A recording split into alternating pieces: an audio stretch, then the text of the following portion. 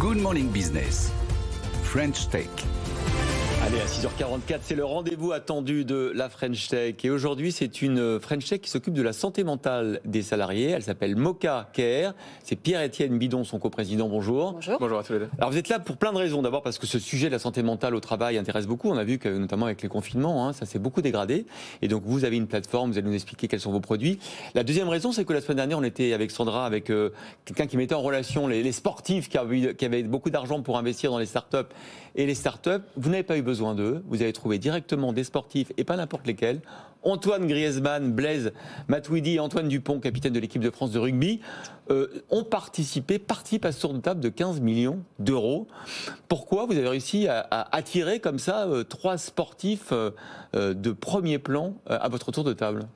En fait, pour nous, la vision de la santé mentale était très cohérente avec celle du sport de haut niveau, à la fois parce que c'est ces grands sportifs qui sont montés très très haut et qui en même temps acceptent des vulnérabilités, exactement comme on souhaite faire, c'est-à-dire dire que la santé mentale n'est pas un tabou, n'est pas stigmatisée, mais aussi arrive entre guillemets aux meilleurs d'entre nous.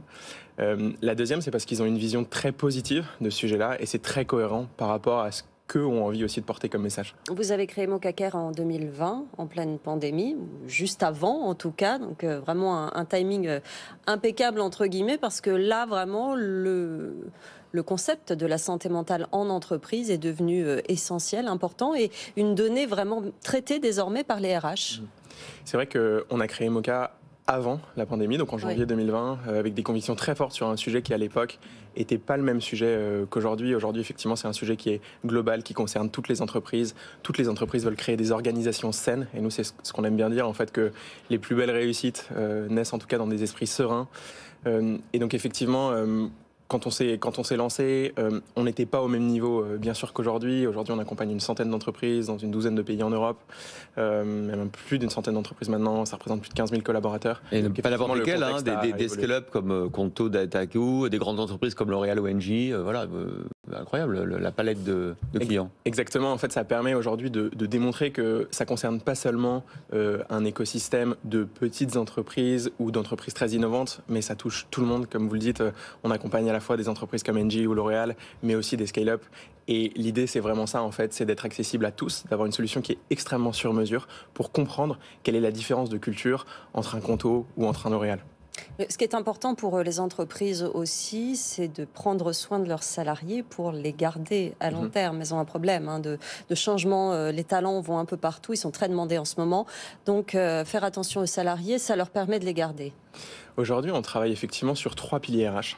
Le premier, c'est tout ce qui va concerner l'attractivité, donc la marque employeur. Le deuxième, c'est l'engagement. Comment je suis motivé au travail au quotidien. Et le troisième, c'est la rétention. Et la grosse force de Moka aujourd'hui, c'est d'aider les entreprises à mesurer l'impact qu'on va avoir. Par exemple, à comparer cet impact entre une entreprise et une autre entreprise qui va être similaire. Et c'est là vraiment où on a une différence parce qu'on montre l'impact qu'on a. Alors, votre produit, il est à la fois destiné au RH, pour établir une forme de tableau de bord pour comprendre quelle est la santé mentale globale de l'entreprise. Alors d'abord, comment on fait pour faire un tableau de bord alors que c'est quand même un sujet assez confidentiel, sensible, la santé mentale? Comment les RH arrivent, grâce à vous, à avoir cette vision un peu 360? Déjà, vous faites bien de le dire, en fait, Moka est entièrement confidentiel. Il n'y a aucune information nominative qui est transférée, bien sûr.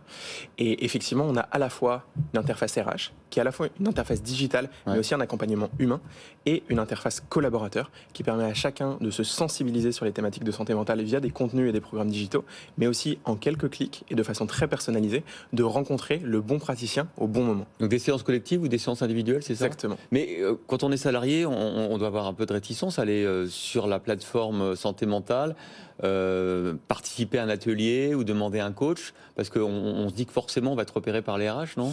Alors détrompez-vous, en fait aujourd'hui on a à peu près 40% d'utilisation dans les entreprises qu'on accompagne, ce qui est un chiffre assez énorme. 40% des salariés. Quand on compare par rapport aux solutions traditionnelles qui étaient des lignes d'écoute qui touchaient environ 1% des Comment vous faites pour arriver à 40%? Première chose qu'on fait, c'est qu'on communique différemment. En fait, on positionne, comme on le disait, avec ces sportifs notamment, la santé mentale comme un sujet très positif, au même titre que la santé physique. Et ça fait une vraie différence. Et donc derrière, c'est beaucoup plus accepté. Deuxième chose qu'on fait, c'est qu'on embarque avec nous les équipes RH, les dirigeants de l'entreprise, pour porter le message. C'est quelque chose qui est... Quel type de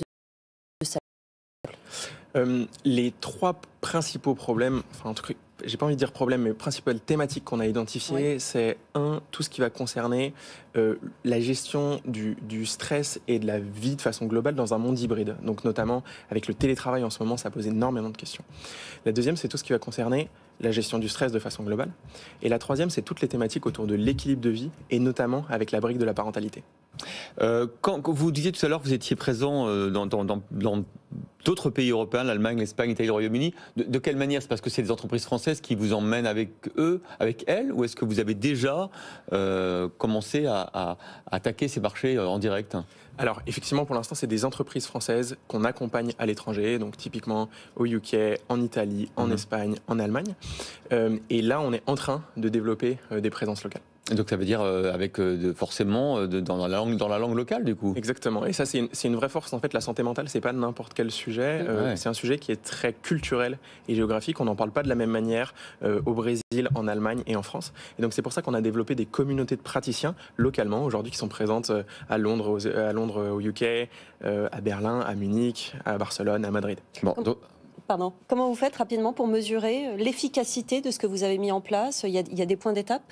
Alors déjà, on mesure tout d'abord l'usage. Donc on est parti du principe qu'une solution utilisée était une solution qui était utile. Ça, c'est une hypothèse qui est limitée. Donc la deuxième étape qu'on fait, effectivement, c'est qu'on fait des points d'étape. On demande aux collaborateurs de façon complètement confidentielle dans quelle mesure leur accompagnement les a aidés et dans quelle mesure ils n'auraient pas pu le faire sans Moka pour démontrer notre impact. Et la troisième étape, c'est vraiment de travailler au quotidien avec des psychologues et des directeurs scientifiques qui sont salariés chez Moka pour démontrer la validité de la solution. Bon, moi je suis curieux, au conseil d'administration ou au COMEX, vous avez Griezmann, Matuidi ou Antoine Dupont? Alors, ils ne sont pas au COMEX, mais effectivement, on a des relations assez proches avec eux parce que, comme je le disais, ils ont une vision qui est très proche de la nôtre et c'est pour ça qu'on les a fait rentrer dans l'aventure. En tout cas, bravo Pierre-Étienne Bidon, co-président de Moka Care, et merci d'avoir été l'invité de la French Tech ce matin.